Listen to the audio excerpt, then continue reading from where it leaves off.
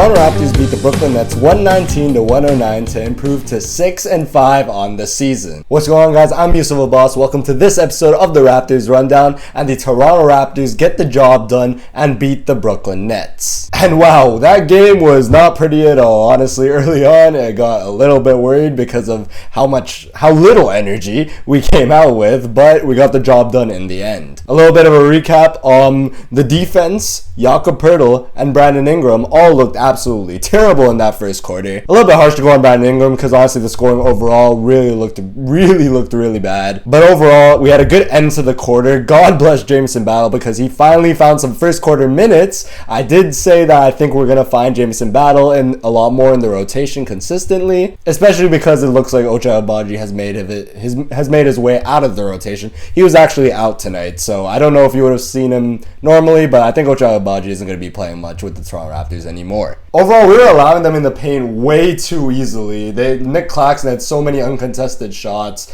Jakob was lights out from three to start the game, but Noah Clowney was hitting his threes, and then he would have a wide open lane to the bucket, and he'd dunk the ball, or he'd lay it in, or he'd get it and one. It was really annoying to watch. And then offensively, it seemed like we were settling for way too many threes. Like, they have no real rim protectors other than Nick Claxton. Why are we not attacking the rim? I already spoke about him a little bit, but I wanted to talk a little bit about Jamison Battle because he fights defensively. There was one play in particular where he had just come in and he instantly gets switched on to the bigger Nick Claxton, but he's there fighting for position while they're trying to get the ball to Nick Claxton in the post. Jamison Battle's fighting and denying the ball to Nick Claxton, who, if he got it, it would have been a massive size advantage. We would have had double, and they would have probably hit a wide open three. I will say some of the lineups early were a little bit confusing. It was the second quarter. It was 40-40. We had finally come back. And then Darko Rajakovic put in a lineup of IMMANUEL QUICKLEY, Gradey Dick, Jakob Walter, Brandon Ingram, and Jakob Poeltl,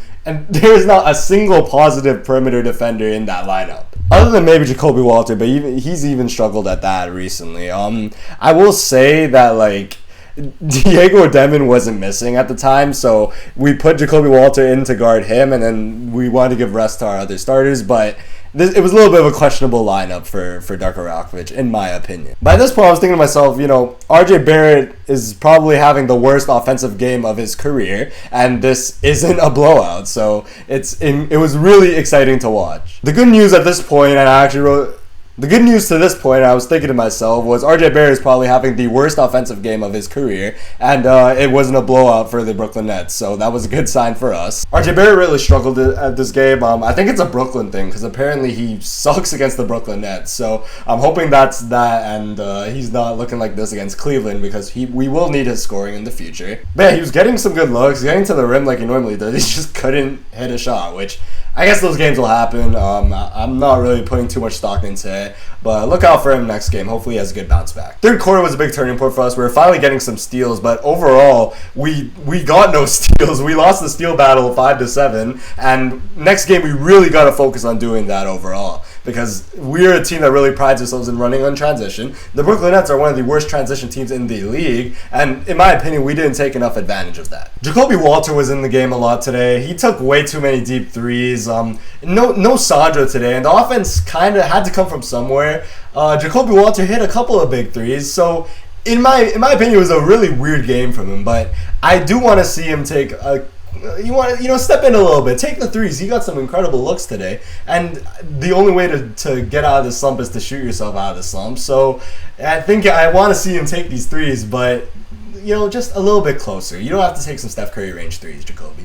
Jakob Poeltl had a really terrible first half, but he settled in as the game went on. I saw some stats about how in the first half of the past 2 games, he's scoring 0 points, shooting 0 for 6 or something, and then in the second halves, he's got 23 points and near perfect efficiency. So I don't know what it is. Maybe he needs to settle in with his back injuries.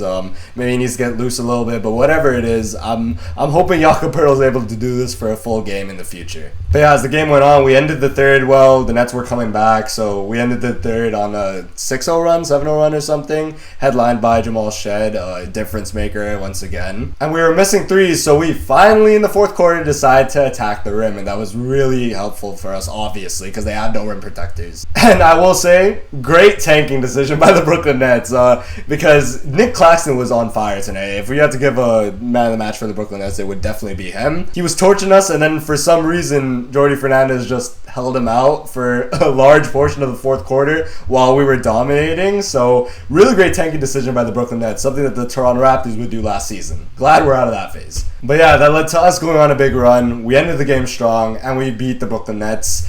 Not a perfect game, kind of messy at times, but the main goal was get the job done and beat who you're supposed to beat. Get the win by any means possible. A couple highlights. I wanted to start off with Gradey Dick because I just spoke about the other two shooting guards that he's currently battling with for that backup shooting guard spot. But I was actually really happy with the Gradey Dick minutes. Obviously, the stat line doesn't jump out. He didn't shoot the ball particularly well. But even though he missed, those looks were all very good, and I have faith in him hitting those in the future.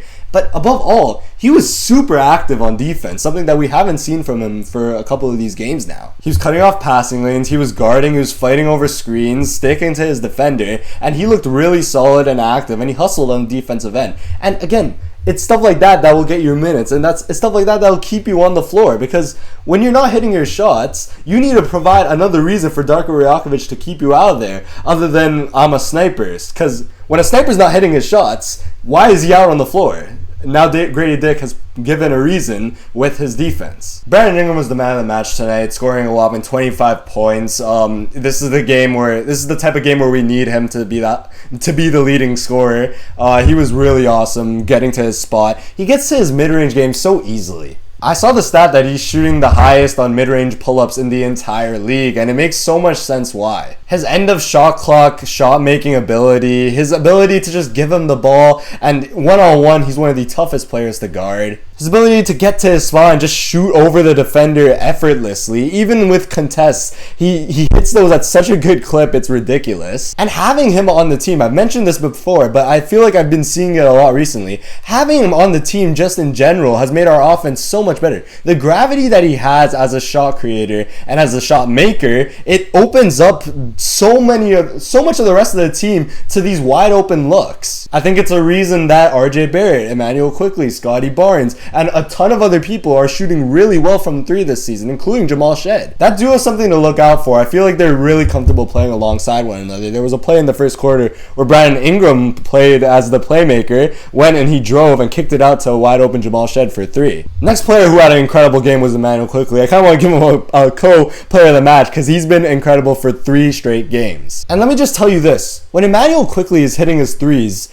it opens up the paint way more than normal. I feel like in some of these games, the teams are just sort of daring us to shoot the three. Atlanta sort of did it in their game, and Immanuel Quickley hitting his three sort of burned them. Teams will pack up the paint so as Scotty Barnes, RJ Barrett, Brandon Ingram, 3 players that strive going to the rim and getting to their spot in the mid-range, they aren't able to get those shots anymore. So when Immanuel Quickley is hitting his three, it makes them have to respect the three-point shot a lot more for this team, and it opens up the paint way more for these players to get to their spots. And you saw it tonight with Scotty Barnes. Even though he got into foul trouble when he was out there on the floor, he was finding his spot, going to the rim a lot easier than some of the other games that we've seen. We mentioned Jakob Poeltl, remembering that he's a basketball player in the second half, and I'll say this, the duo of Immanuel Quickley and Jakob Poeltl has been great this season. I think Immanuel Quickley looks even better, and he looks exponentially better as a playmaker next to Jakob Poeltl. I think it's just the big body, the ability to set those screens that really helps Immanuel Quickley. Great game for the Toronto Raptors overall. Next up, we have a big game against the Cleveland Cavaliers.